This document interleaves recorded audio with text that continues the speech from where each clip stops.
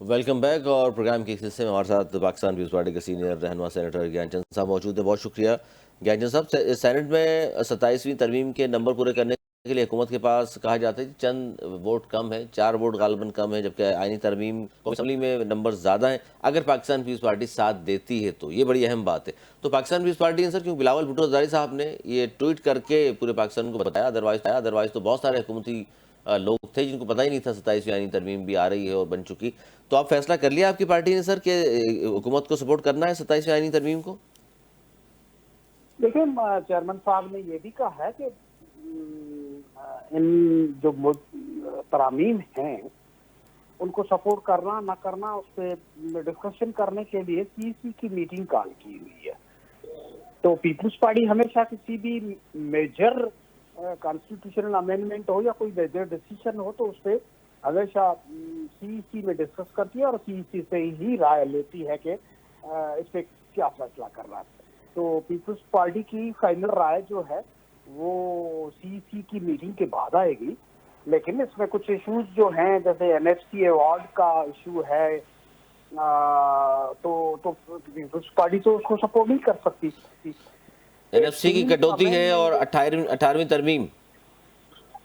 हाँ, वही 18th amendment जो है उसमें अगर कोई तब्दीली आनी है तो उसको वेल डिस्कस्ड होगा और वो उससे कहीं पे भी प्रोविंशियल जो ऑटोनॉमी है, प्रोविंशियल जो अख्तियारात हैं, उसमें कहीं पे भी कमी नहीं आनी चाहिए।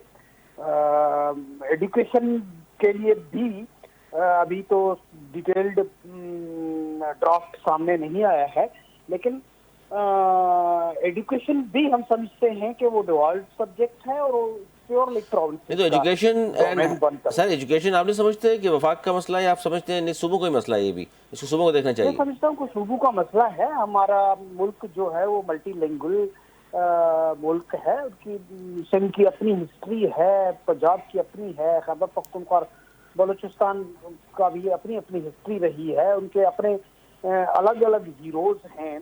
हमारे पाकिस्तान मूवमेंट के कुछ हीरोज को छोड़कर बाकी तो हर एक की तारीखी जोग्राफी अपनी अपनी अलग अलग अहमियत रही है। तो ये एक करिकुलम पे, एक एजुकेशनल सिस्टम पे मेरे ख्याल है कि वो डिलीवर नहीं कर पाएगा। तो इसमें अभी डिटेल डिस्कशन होनी है। हमारी सीईसी बैठेगी, यकीनन हमारे मोतबरीन बैठेंगे, हमारी लीडरशिप बैठेगी, तो इतनी राय आएगी।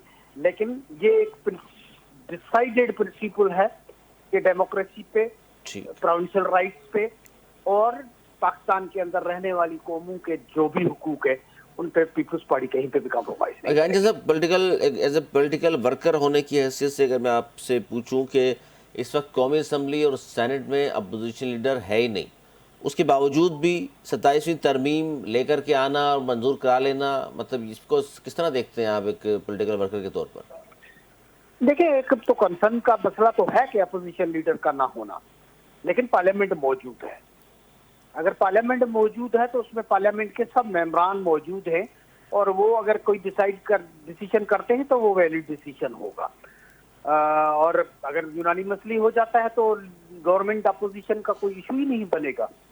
नहीं तो अपोजिशन लीडर आप भी समझते क्यों नहीं है सर? अपोजिशन लीडर क्यों नहीं है? जब उन्होंने कहा है 74 उनके पास हैं जी, हमारा अपोजिशन लीडर अशरफ साहब को बना दें वो कौमी असम्बली में। और देखिए, मैं उस पार्लियामेंट का हिस्सा नहीं हूँ, इसलिए मैं डिटेल्ड तो नहीं कह सकता, लेकिन इश्यूज आते रहते हैं। फिर वो भी डिसाइड नहीं कर पा रहे हैं, कभी एचएसबी पे जा रहे हैं, कभी मौलाना से वो डिस्कशन कर रहे हैं, कभी उनका अपना एक आ जाता है। सर उन्होंने 74 लोगों ने दस्तखत करके जमा किया हुआ है कौमी असम्बली में महमूद खान अचरजी साहब का नाम। मैं समझता हूँ कि अगर 74 की सिग्नेचर्स वेरीफाई हो जाती है तो कोई सबब नहीं है कि उनको लीडर ऑफ अपोजिशन डिक्लेयर ना किया जाए, और अगर ऐसा है तो हो जाएगा। और इसको किस तरह देख रहे हैं सर? केपीके के सीएम साहब मिलना चाहते हैं अपने लीडर से और कोर्ट ने भी कह दिया, हाई कोर्ट ने, उसके बावजूद भी मुलाकात नहीं हो पा रही। लेकिन ये उनका अपना इश्यू है, वो अपने लीडर से मिलना चाहते हैं। उनको जेल हुकाम इजाजत देते हैं नहीं देते हैं, ये कोई नेशनल इशू नहीं है। एक पार्टी का सीएम है, वो अपने कैदी लीडर से मिलना चाहता है और एज पर लॉ उसको परमिशन मिलेगी, वो मिल रहा है, पहले भी मिला है, तो अभी भी उसकी मुलाकात हो जाएगी। ये तो नहीं हो सकता कि सुबह शाम वो मिलते रहें और जब उनकी ख्वाहिश हो तो मिलते रहें। वो कैदी है, उससे एक तरीक़ेकार के तहत मिलना होगा, तो मैं सर समझता हूँ कि उनकी भी मुलाकात हो जाए। ठीक है, तरीक़ेकार तो खैर उन्होंने सारे अपना लिए, मंगल और जुमेरात को मुलाकात होती है, कोर्ट का फैसला ले आए, लेकिन उसके बावजूद भी मुलाकात नहीं करने दे रहे।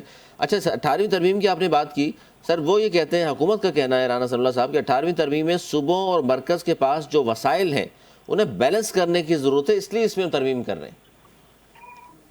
मैं समझता हूँ कि पहले ही डिसबैलेंस था, जिसको बैलेंस करने की कोशिश की गई 18वीं तरमीम में, और अभी इसको अगर छेड़ा गया तो ये बड़ा पेंडोरा बॉक्स खुल पड़ेगा।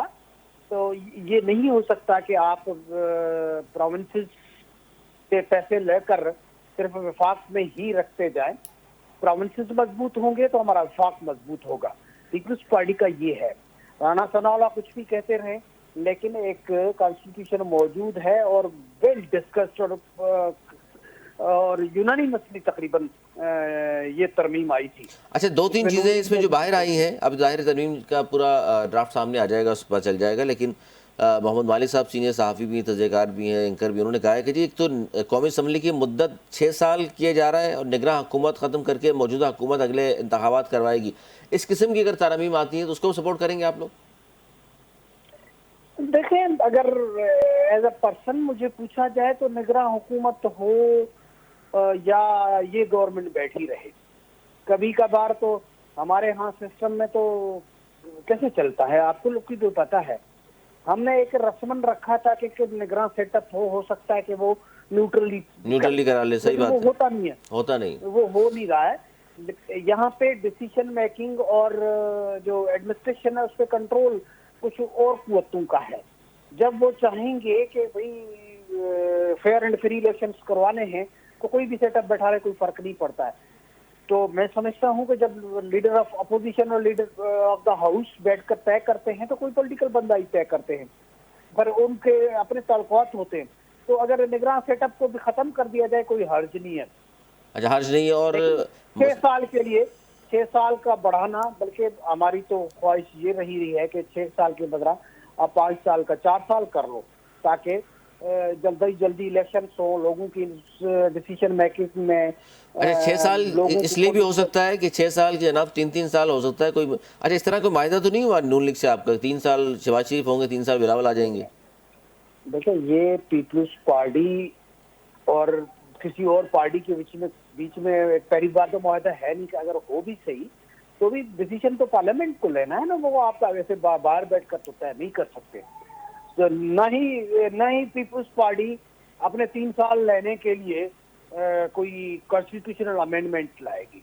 पीपल्स पार्टी एक नजरियाती पार्टी है, वो पावर पॉलिटिक्स की तरफ तो जरूर जाना चाहती है, लेकिन पॉलिटिक्स, क्योंकि बलूचिस्तान में तो सर ये बलूचिस्तान में तो इस तरह है ना, बलूचिस्तान में तो यही तय किया गया है, 2.5 साल वो होगा, 2.5 साल आपका सीएम होगा। नहीं, मैं कहता हूं कि अगर आप साल के लिए भी कर लें पॉलिटिकल पार्टीज बैठकर पार्लियामेंट के मेंबरान, तो कभी भी कर सकते हैं, लेकिन इस किस्म की कम से कम हमारे किसी सर्किल में डिस्कशन नहीं हुई है कोई 6 साल डिस्कशन नहीं हुआ। ठीक है, बहुत शुक्रिया ज्ञानचंद साहब मौजूद थे। नाज़रीन, गुफ्तगू आपने सुनी। बड़ी अहम डेवलपमेंट्स हैं और ख़ासतौर पर 27वीं आइनी तरमीम में बहुत सारी चीज़ें अब ज़ाहिर है मुकम्मल ड्राफ्ट सामने नहीं आया, लेकिन जो चीज़ें मुख्तलिफ सहाफ़ी बयान कर रहे हैं उसमें ये भी है मुद्दत मुलाजमत ज़ाहिर मुद्दत असम्बली की बढ़ा दी जाए या निगरान हुकूमत ख़त्म करके मौजूदा हुकूमत ही अगले इलेक्शन करा दे। इस तरह की बहुत सारी तरमीम है और उसमें, और ये 18वीं तरमीम के हवाले से भी जैसे मैंने पढ़कर सुनाया। अब पाकिस्तान पीपल्स पार्टी चूँकि मेजर बड़ी इत्तेहादी है नून लीग की, और इन तमाम चीज़ों पर डिस्कस करेंगे CAC के इजलास में, उसके बाद वो फैसला करेंगे। लेकिन फैसल वाडा साहब तो ये कहते हैं कि जनाब पीपल्स पार्टी हो या दीगर जमातें, ये 27वीं तरमीम भी पास हो जाएगी और 28वीं तरमीम की ज़रूरत पड़ेगी वो आएगी और वो भी इस तरह पास हो जाएगी, जो ये हुकूमत चाहती वही होगा। आज तक इतना ही। अगर प्रोग्राम तक के लिए हमें दी इजाज़त, मिलने के बाद।